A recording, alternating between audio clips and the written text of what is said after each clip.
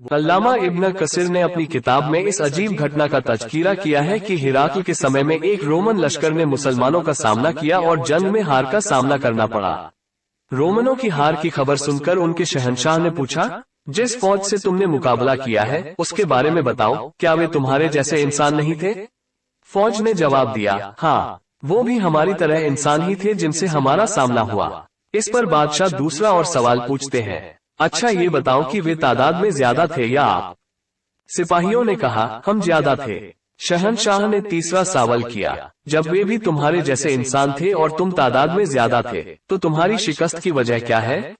इस Roman general ने एक बहुत ही अजीब जवाब दिया। उन्होंने कहा, इन मुसलमानों की जीत की खास वजह ये थी कि वे रात में खड़े होकर नमाज पढ़ते हैं और दिन में रोजा रखते हैं, अच्छाई का हुक्म देते हैं और बुराई से रोकते हैं, वादा को पूरा करते हैं और आपस में इंसाफ करते हैं। और उसने कहा कि हमारी हार की वजह ये है कि हम हराम चीजों को अपनाते हैं, बुराई फैलाते हैं और अल्लाह की मर्जी से रोकते हैं और जमीन फसाद फैलाते हैं।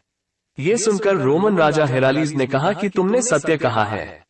ये पाया गया कि मुसलमानों की वास्तविक शक्ति विश्वास और आध्यात्मिक शक्ति है, जिसका मूल्यांकन और अवलोकन राजा ने किया था। और जिस व्यक्ति ने यह उत्तर दिया वो किसी मस्जिद का मुल्ला या मदरसे का संस्थापक नहीं है, बल्कि वो ऐसा भी नहीं है, एक मुसलमान। लेकिन उसने जो देखा वो वही था जो उसने देखा था।